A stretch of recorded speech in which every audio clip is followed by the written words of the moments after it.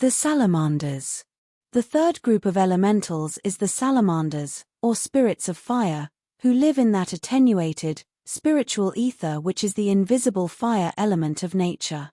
Without them material fire cannot exist, a match cannot be struck nor will flint and steel give off their spark without the assistance of a salamander, who immediately appears, so the medieval mystics believed, evoked by friction. Man is unable to communicate successfully with the salamanders, owing to the fiery element in which they dwell, for everything is resolved to ashes that comes into their presence. By specially prepared compounds of herbs and perfumes the philosophers of the ancient world manufactured many kinds of incense.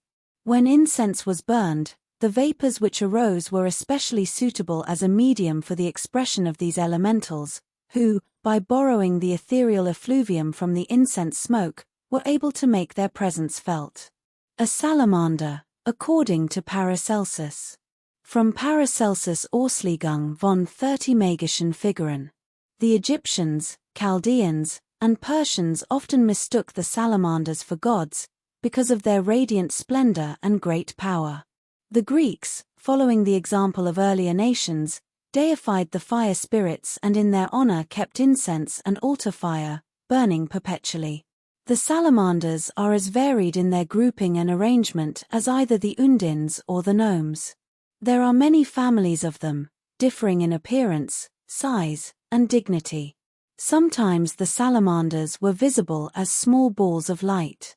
Paracelsus says, salamanders have been seen in the shapes of fiery balls, or tongues of fire, running over the fields or peering in houses. Philosophia Occulta, translated by Franz Hartmann. Medieval investigators of the nature spirits were of the opinion that the most common form of salamander was lizard-like in shape, a foot or more in length, and visible as a glowing urodela, twisting and crawling in the midst of the fire. Another group was described as huge flaming giants in flowing robes, protected with sheets of fiery armor. Certain medieval authorities, among them the Abbé de Villers, held that Zarathustra, Zoroaster, was the son of Vesta, believed to have been the wife of Noah, and the great salamander Oromachis.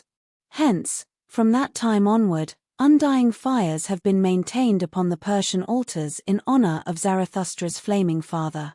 One most important subdivision of the salamanders was the Acthnisi.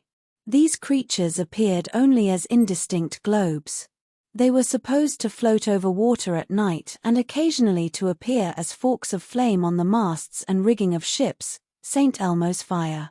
The salamanders were the strongest and most powerful of the elementals, and had as their ruler a magnificent flaming spirit called Jinn, terrible and awe-inspiring in appearance.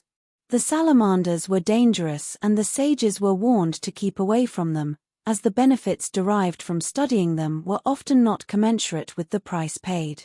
As the ancients associated heat with the south, this corner of creation was assigned to the salamanders as their drone, and they exerted special influence over all beings of fiery or tempestuous temperament.